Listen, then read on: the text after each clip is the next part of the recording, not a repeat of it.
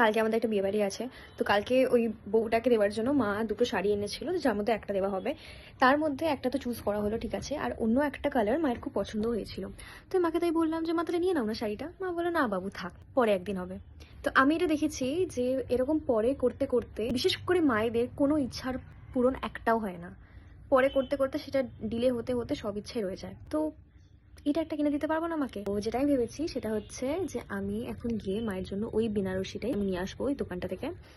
চলো যাওয়া যাক। মা আমাকে ফোন করে বললো যে বিয়েবাড়ির শাড়িটা নিয়ে নিতে দোকান থেকে। তো আমি বিয়েবাড়ির শাড়ি আর মায়ের শাড়ি দুটোই নিয়েছি। মা জানেও না। আমি এখানে মাকে নাটক করে বলছিলাম যে মা কাল তো বিয়ে বাড়ি আছে, কালকে ওইটার জন্য ব্লগ করছি, তোমাকে আসতেই হবে ব্লগে, না হলে মাকে ব্লগে আনা সম্ভবই হতো না।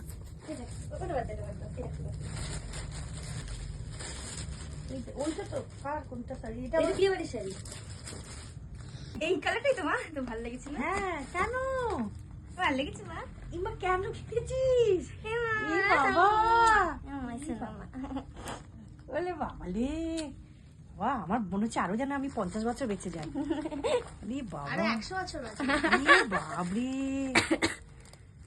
মা একটু আগে বলছিল যে কালকে কি পরবো সেটা ঠিক করা নেই। আমি প্রথমে ভাবছিলাম যে মা রেগে যাবে, মা রেগে যাওনি তো কিনেছি বলে। শোনা মামা, শোনা আমি লাইফে ফার্স্ট টাইম হয়েছে যেটা মানে এইটুখানি চেয়েছি, আমার মেয়ে পুরো ভরিয়ে দিয়েছে। কিছু বলার নেই আমার। শোনা মা।